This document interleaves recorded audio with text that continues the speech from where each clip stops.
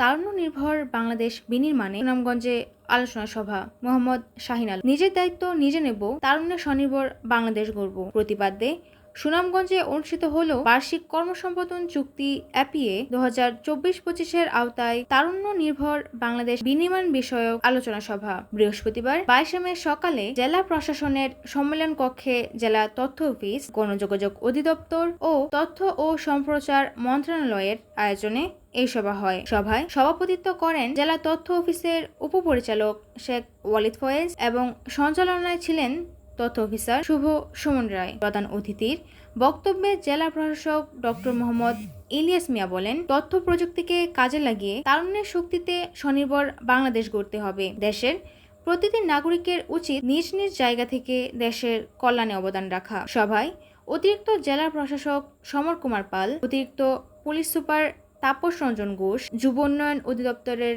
উপপরিচালক মোহাম্মদ শাহনুর আলম, সিভিল সার্জনের প্রতিনিধি ডক্টর শতাব্দী ভট্টাচার্য সহ বিভিন্ন গণমাধ্যম কর্মী ও তরুণ প্রতিনিধিরা বক্তব্য রাখেন।